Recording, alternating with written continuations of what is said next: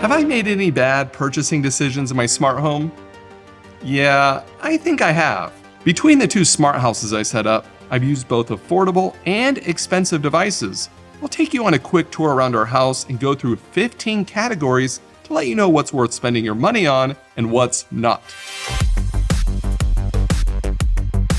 Starting off with smart window shades. I've tried inexpensive retrofit options, inexpensive IKEA roller shades, and expensive Lutron Serena shades. Personally, I would get the cheapest option, and getting something to retrofit your existing blinds or shades will make installation way easier.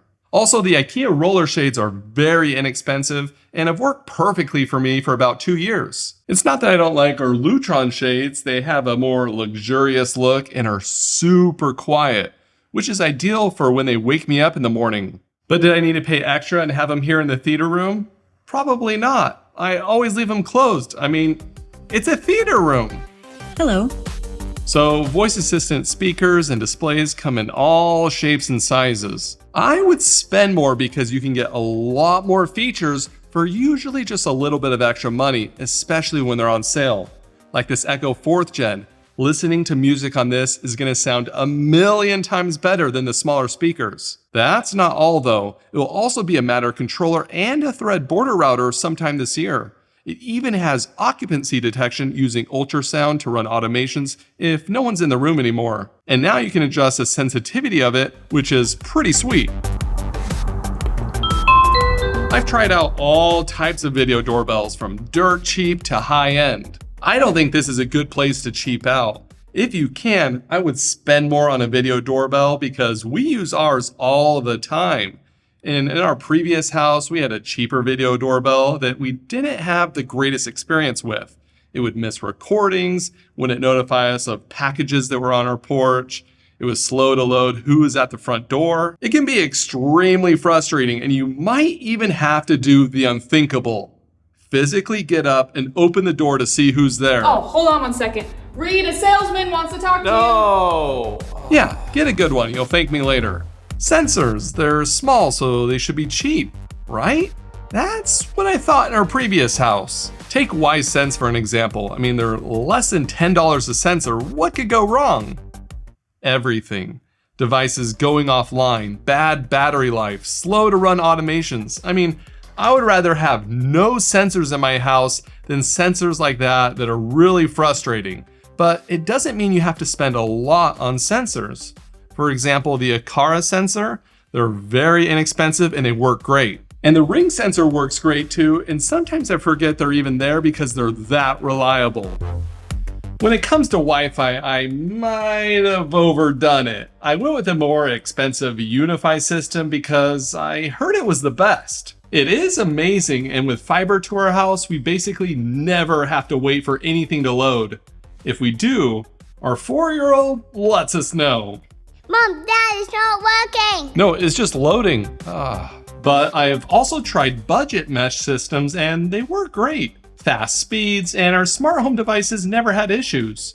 Definitely get something better than what your ISP gave you. I'm just using ours as our modem. And you can most likely get away with some of those more affordable mesh systems out there. Robot vacuums, on the other hand, are more of you get what you pay for. I've used the inexpensive vacuums that just bounce around and they can still pick up quite a bit of dirt, but they'll get stuck because you can't tell them where they shouldn't go. Get a robot vacuum that has LiDAR, you know, this little spinning thing on top. It will map out your house and it will clean super efficiently. It won't get stuck because you can tell it to avoid certain spots and you can tell it to clean specific rooms. It's worth it. If you want a vacuum that also mops, I would only recommend splurging and getting the Roborock S7 Max V because anything else doesn't do a good job or is too annoying. In my last house, I used a lot of cheap smart light bulbs and light strips. The fact that I'm still married after using those is nothing short of a miracle. Lights would be going offline, the white colors would be a blue or RGB color. It was terrible. So I would think about spending more and not getting the cheapest option. I'm using Philips Hue bulbs and light strips in this main room and some Wiz light strips down below. I've never had one issue with them. They're rock solid. But for ceiling fans, I go as cheap as possible.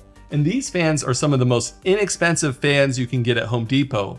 They're not smart, but you use a little RF remote to control them. And then you only need this one Bond controller to control all the fans in your house. And I've been using this one for about 5 years and it's been great. What about smart home hubs? Many people try to avoid hubs, and I was one of those people years ago when first starting out. So is it a waste of money or time trying to figure out a hub? No, I think it's worth splurging and getting a hub like Home Assistant, Habitat, or SmartThings if you want to keep it simple. It just unlocks so many more things you can do with your smart home. You have way more sensors to choose from, you can dial in your automations exactly how you want them, and control everything from one app. I think it's worth it, so don't be afraid to spend money on a hub. For security cameras, I thought that splurging would be a good idea, but now I feel like I wasted some money. I bought Unify cameras and the G4 Pro is $450. That's right, I spent $450 on one camera.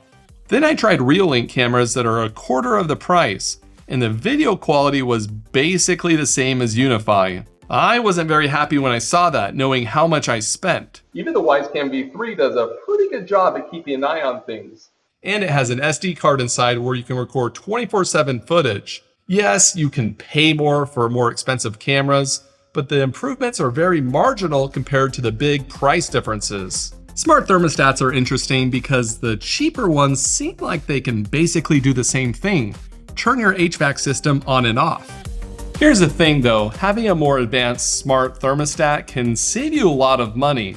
For example, you can use these little sensors and they can tell the system if you're not in a certain part of the house and it can turn off that zone, so it still keeps you comfortable on the other side of your house, but it's saving you energy and money. So I think it's worth paying more for a good smart thermostat because you'll make back that money in savings pretty quickly. Smart outlets are an easy one. Go as cheap as possible, unless it's Wemo, those things suck. I have some of the cheapest smart outlets turning on these ceiling LED lights and they've been flawless. They even lasted a full Arizona summer here in the garage. They've been great. Smart buttons are something I've usually spent a little more on. Recently, I thought it would be good to try some cheaper options. Big mistake. The buttons were set up to announce when our toddler needed help in the bathroom. Mom, I need help in the kids' bathroom. Well, the button wasn't working when she pressed it, so she kept pressing it and pressing it. After she was done getting help, the announcement finally played on the echoes and it kept going and going and going and it didn't stop. Mom. I think you can guess where that button ended up. Even the IKEA buttons can have battery issues, so spending a little more on something like the Aqara button is worth it. I spent thousands on Lutron smart light switches all over my house, and they work great. But so do the really inexpensive Casa dimmer switches in my bathroom. And with a good Wi-Fi connection, these Casa dimmer switches are a great way to save money. And as we saw at CES, they actually have a Matter compatible version that's coming out soon that looks promising. In our previous house, I installed a MyQ garage door control device that is super inexpensive. It was really easy to install, but it wasn't 100% reliable. Sometimes it would say the garage door was open when it was actually closed. I mean, it was better than not having anything at all, but there were so many times that it was frustrating. Now we have the MyQ garage door controllers installed and it's so much better, like 99.9% reliable.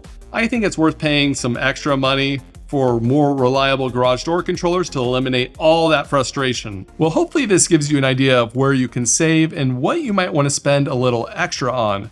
And obviously these are all just my opinions. If you disagree with some of them, then you'd be wrong. But you can let me know down in the comments what you think they should be. And if you want to know any specific products in the categories, I'll link some of my favorites down in the description. Thanks for watching. Reed, I think we need to change up our smart lights. Wait, what? Well, I think we should get rid of Philips Hue. There's so much corporate greed. Wait, what book are you reading? Put that down. You're drinking the Kool-Aid. What? No, I don't know what you're talking about.